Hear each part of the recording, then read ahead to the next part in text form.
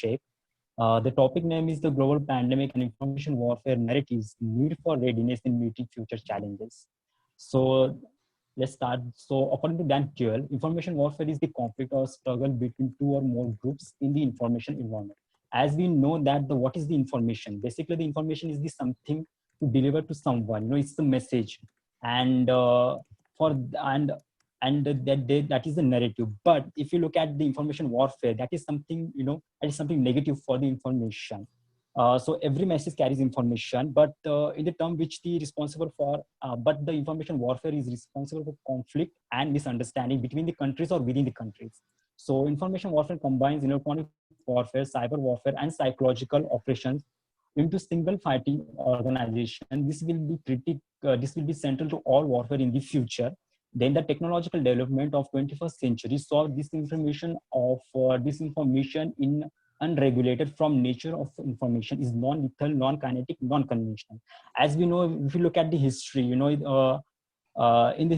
you look at the history that when the radio was invented, after that, after in the World War, first and second, basically in first where the most countries used radio, the medium, to just manipulate the people, within their countries and other countries also. So they use that, and in that note, Hitler was the most influential person at the time. He used radio to just manipulate the peoples of Germany, their mind, and beside Hitler, no one other leader used the technology as he did.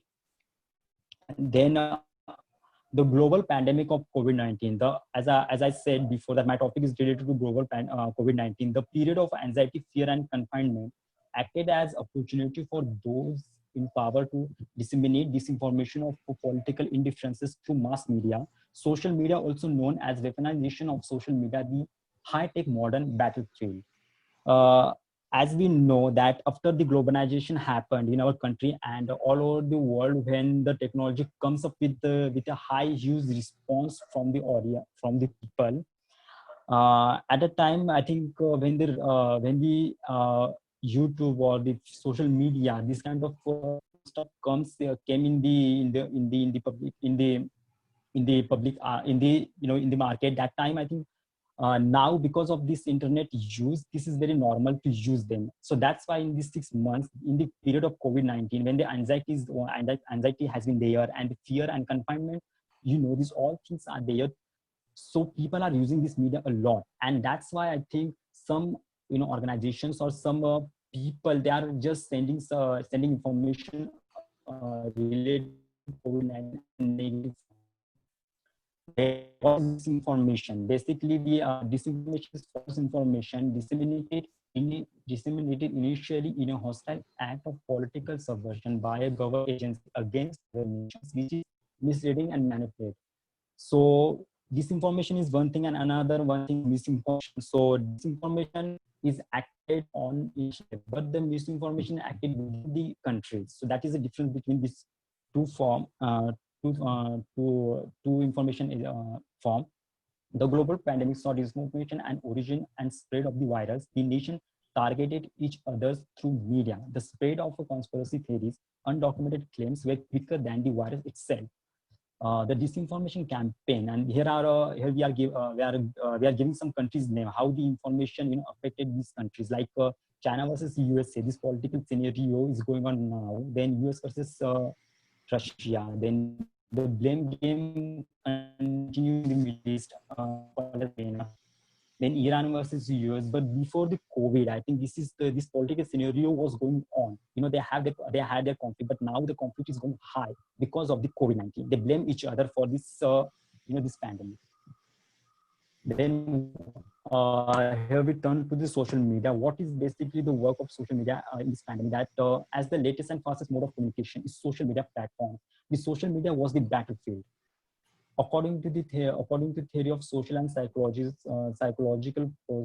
process, social psychologists, rumors, disinformation spread at a fast rate because of the exceptional situation of fear and anxiety as posed by COVID-19. As we know, because the political stand there, and that's why I think this is happening. I think if you look at the social media, the huge market, is there. I think more than 400 plus people on WhatsApp. So that's why I think this kind of social medias are being used by organization or some countries to manipulate people and their thoughts. Then we have crisis informatics. What is the crisis informatics? Basically, the situation of high and low, which are conceived the spread of both disinformation, malicious actors, and misinformation. This and COVID-19 is the best example, because you might have heard, that or read on WhatsApp or on your Facebook that boiling water is the good, remedies, or just steaming and this garlic juice. These are some messages about this remedy floating on your social media account to just manipulate some. There are some messages are also said that this can be cured COVID-19. So these informations are floating. State media also played a role in deleting this information against other countries for the purpose of forming perception manipulations and the change landscape. Some of the theories of communication explains the phenomenon of a miscommunication and agenda setting. So Marcel McLuhan, he was the man who was from Canada, the philosopher and researcher. So he said about something about media and communication theories. So these two concepts about the media is the message, because every media is carries the information message. That's why media has the very special place in communication. Then global village. I think now we are speaking about the world under the one roof, but Marshall McLuhan gave this concept in 60s when there is no technology, there is only, that phone was there, but he, at that time also he gave that concept of global village. And according to him, media has two parts. First, I think hot and cold. So he differentiated the media into, two parts. Let's talk about hot media. So what is hot media? So basically in medium, I think hot medium is the proactive. That medium is responsible for provoking the emotional feelings of people. For example, if you might have heard, if I think in Palghar, Maharashtra, there was a killing incident happened with the government, with the sadhu. So he was lynched by mob because of the false information against him. Similar incident happened in Dhule, where mob lynching happened with 2 or 3 persons because they thought these persons were the kidnappers of child. I think this kind of news was floating all over the WhatsApp group of that village, and some people were killed because of this media. And that's why I think medium is very important today's time. According to some researchers of communication, that I think today's time, where I think this kind of media at 80-90% personality of person is made up by media. That is, it could be your WhatsApp, newspaper, all floating information was there. So how much that media is influenced on you? I think that is the biggest question right now, because in COVID, I think we can see so many examples of like this. And theories of communication. So we have these theories. First of all, I think I'm a sender and you guys are receivers. So message is what I'm talking to you. That is the message. Is device. That is the channel. That is how the communication is going on. Also in when we are in eye-to-eye contact, that is also when the air is working as a channel to transfer our message to our receiver. Then here are our theories. First, agenda setting theory, developed by Dr. Max McCombs and Dr. Donald Shaw. Agenda setting is the media ability to transfer salient issues through their new agenda. And the press and the media do not reflect reality. They filter and shape it. Media concentration on a few issues and subjects leads the public to perceive those issues as more important than other issues. As you see in this image, where agenda setting function theory, how does it work? That is the question, because there is a reality, and the media houses and the social media, those realities is, is filtering so many sections, like selection process is there, omission is there, then framing of stories according to the organization or that person who want to, who want to, to manipulate the person. Then the agenda is set up. The agenda is set up by that person or that organization, and what you receive or what you consume through that agenda, that is there. So here the reality is something else, but what you delivered, that is something else. Then propaganda theory is a very important theory, because I think in this theory, I think introduced by Edward S. Herman and Noam Chomsky. So this theory is basically that the information presented to the public varying as per the interest of organization, institution, and countries. So we have a raw news, we have information, then the information filters, there are filters, many filters. So first, I think there is ownership, there is advertising, there is sourcing news, then flag means, I think, the criticism, then anti-communism. Then what you see, that is the filter of all these filters.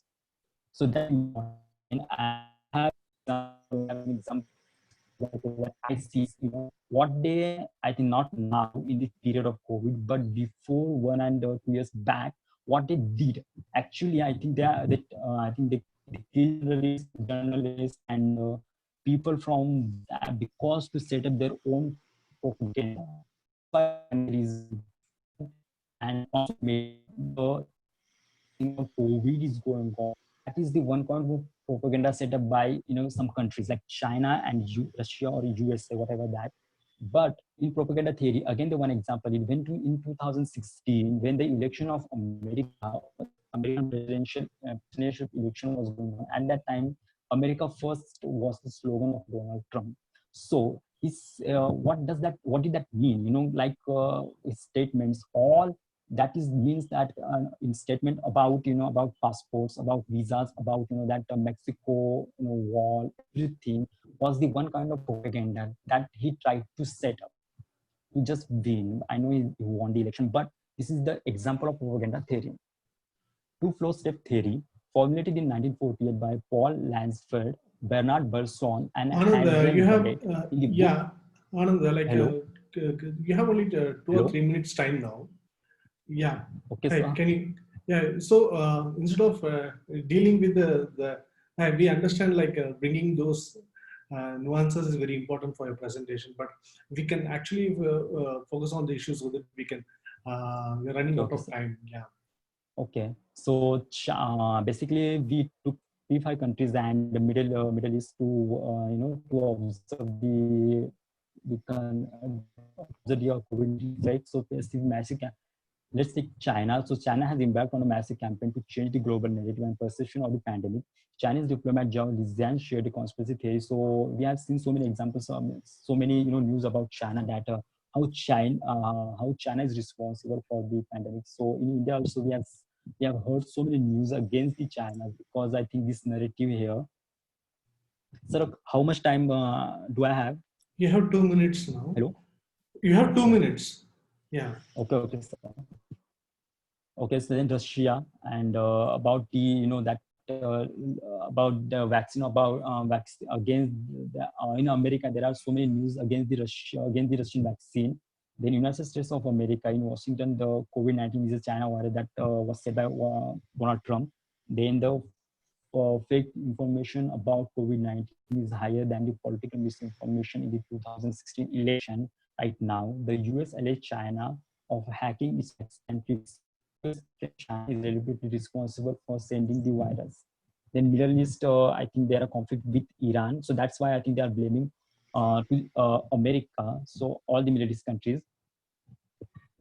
Then Pakistan. If you look at, I think the conflict between China and India, but the Pakistan plays the main role, because I think there are so many, there are so many examples, like many fraud accounts which are in the name of China. Basically, the mine is situated in Pakistan. Here's the example. The Hindu published the article about how the Pakistani accounts works to manipulate the people here. Then readiness to fighting battlefield. How do we fight to condemn information operations?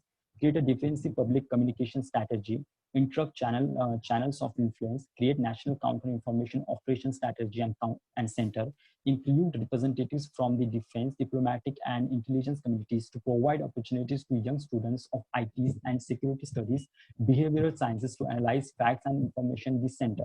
Examples: British Army has established new formation, the 77th Brigade for dealing with psychological operations, and the 1st Intelligence, Surveillance, and Reconnaissance Brigade, which combines electronic warfare and intelligence, improve public-private sector collaboration, the inclusion of more data drives technologies such as the robotics and AI for countering disinformation. Thank you, sir. You